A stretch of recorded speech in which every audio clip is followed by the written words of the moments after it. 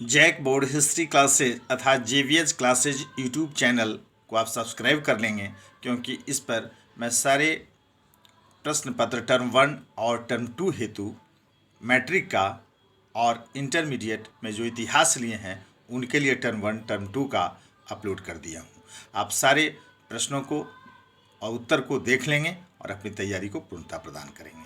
तो मेरे प्यारे बच्चों, आप टर्म 2 हेतु बगदशम के विद्यार्थी जो जैक बोर्ड का एग्ज़ाम 7 तारीख को लिखने वाले हैं, 7 अप्रैल को लिखने वाले हैं, उनके लिए टर्म 1 हेतु हीट गैस मैं कल अपलोड किया। आप लोग देख भी रहे हैं, कमेंट भी कर रहे हैं, लेकिन कुछ विद्यार्थियों की मांग थी कि सर टर्म 2 का भी अपलोड करें, तो इसे आप लोग के अनुरोध पर मैं रात में लिखा और अभी पूर्वाह्न 6 बजे आप लोग की सुविधा के लिए अपलोड कर रहा हूं। आप लोग इसे ज़रूर देख लेंगे। तो टर्म 2 हेतु हीट गैस आप देखें। क्वेश्चन नंबर 1, 2 अंक स्तरीय। औद्योगिक क्रांति सर्वप्रथम कब और कहाँ प्रारंभ हुई? आप उत्तर लिखेंगे 18वीं सदी में इंग्लैंड में प्रारंभ हुई। घरों में उपयोग किए जाने वाले 2 ऊर्जा संसाधनों के नाम लिखें। आप लिखेंगे कोयला और केरोसिन। क्वेश्चन नंबर 3, जॉबर कौन होते थे, उनका क्या कार्य होता था? आप लिखेंगे जॉबर पुराने विश्वस्त कर्मचारी होते थे तथा उनका कार्य मजदूरों की भर्ती करना होता था।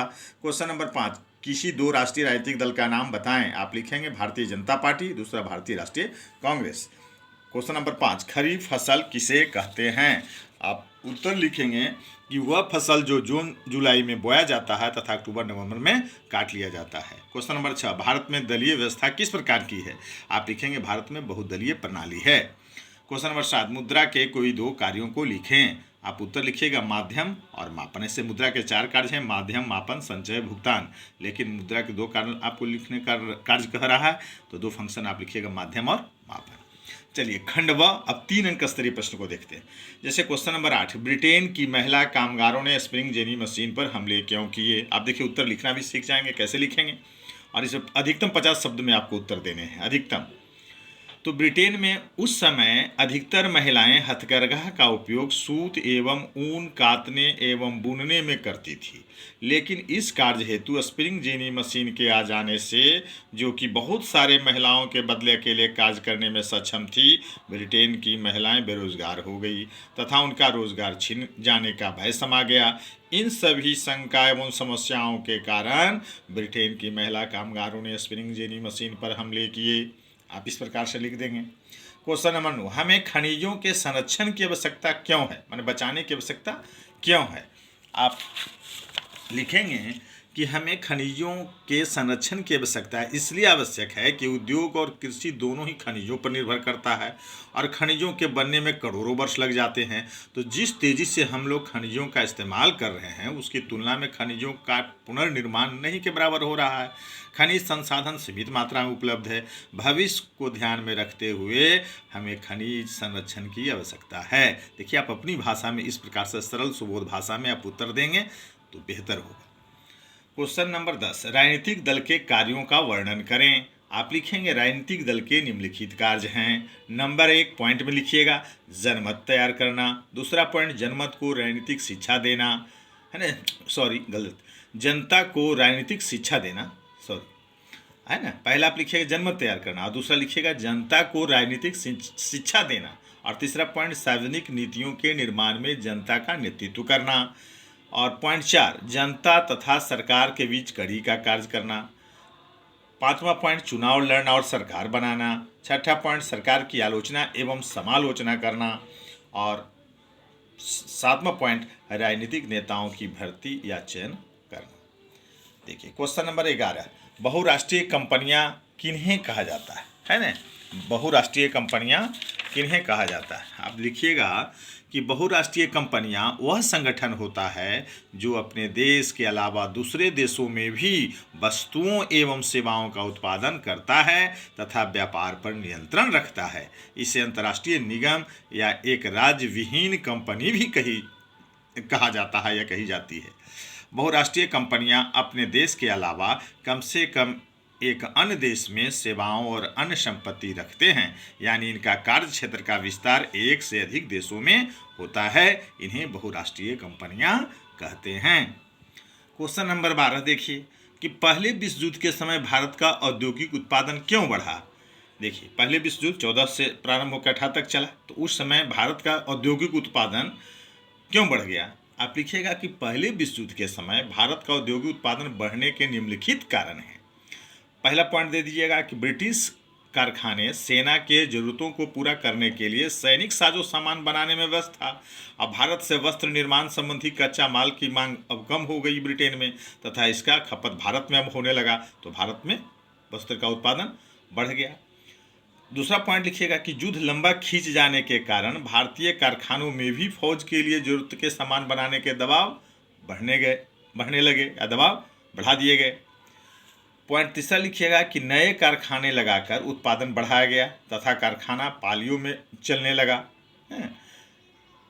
तो उपरोक्त कारणों से पहले विश्व युद्ध के समय भारत का औद्योगिक उत्पादन बढ़ा। लास्ट में आप कंक्लूजन, उपसंहार जिसको कहते हैं, आप जरूर लिखिएगा कि उपरोक्त कारणों से पहले विश्व युद्ध के समय भारत का औद्योगिक उत्पादन बढ़ा। अब क्वेश्चन नंबर 13वां देखिए, बैंकों की आय के मुख्य स्रोत क्या है? तो आप लिखिएगा बैंकों की आय के मुख्य स्रोत निम्न है। पॉइंट दे दीजिएगा। पहला पॉइंट, ऋण पर ब्याज। बैंक उद्योगों, कंपनियों और व्यक्तियों को कई तरह के लोन देते हैं, माने ऋण देती है, लोन लेते हैं हम लोग, और इस लोन पर मिलने वाला ब्याज ही बैंकों की कमाई का मुख्य स्रोत है। दूसरा, निवेश पर ब्याज। जैसे बैंक सरकारी और रेटेड सिक्योरिटीज़ में निवेश करते हैं और इससे ब्याज और डिविडेंड के रूप में कमाई होती है। और तीसरा, थर्ड पार्टी प्रोडक्ट्स पर कमीशन। देखिए, बैंक, इंश्योरेंस और म्यूचुअल फंड जैसे उत्पाद बेचकर कमीशन से भी कमाई करती है। तो 3 पॉइंट, ऋण पर ब्याज, निवेश पर ब्याज और थर्ड पार्टी प्रोडक्ट्स पर कमीशन। क्वेश्चन नंबर 14, भारत के एक खाद्य फसल के नाम बताएं और उसे उगाने के लिए 2 आवश्यक भौगोलिक दशाओं को लिखें। आप लिखिएगा खाद्य फसल गेहूँ, उगाने के लिए 2 भौगोलिक दशाएं निम्न है। नंबर 1, तापमान। गेहूँ मूलतः शीतोष्ण कटिबंधीय जलवायु का पौधा है। यह साधारणतः ठंडी जलवायु में होता है। इसे उगाते समय 10 डिग्री सेल्सियस तथा पकते समय 20 डिग्री सेल्सियस तापमान की आवश्यकता होती है। तो आप तापमान का वर्णन कर दीजिएगा। दूसरा में वर्षा का वर्णन कर दीजिएगा। पॉइंट 2 में लिखिएगा वर्षा।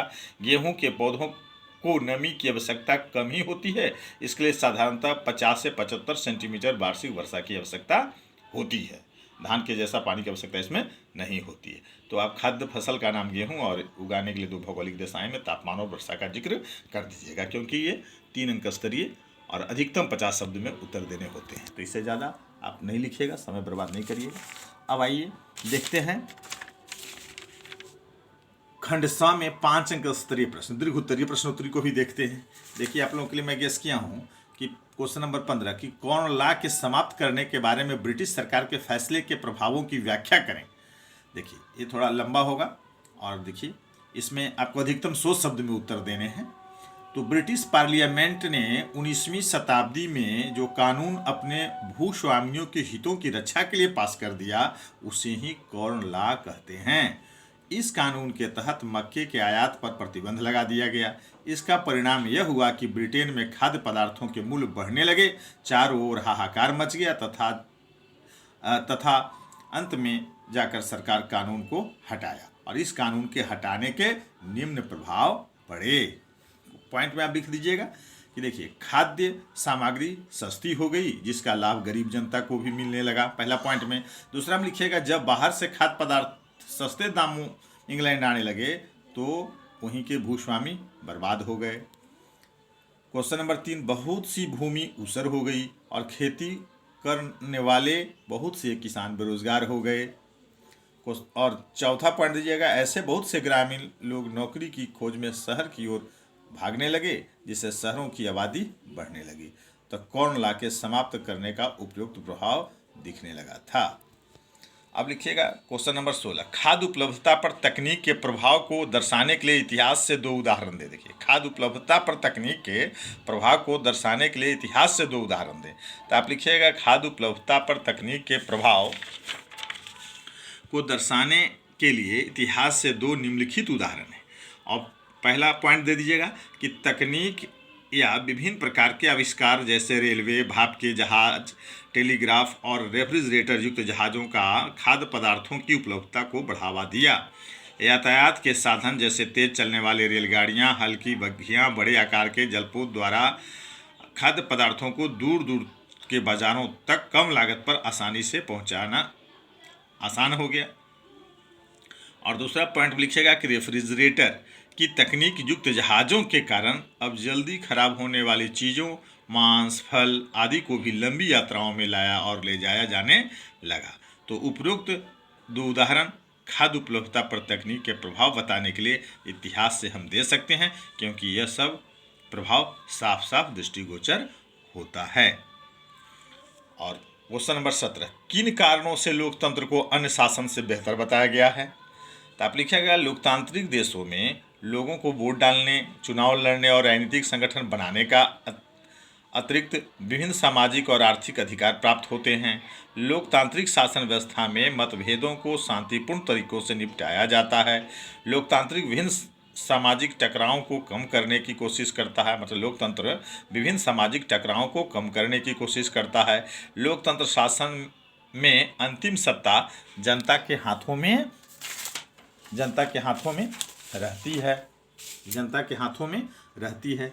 जनता अपनी पसंद के शासकों का चुनाव करती है और उनके मनोनुकूल शासन नहीं करने पर हटा भी सकती है।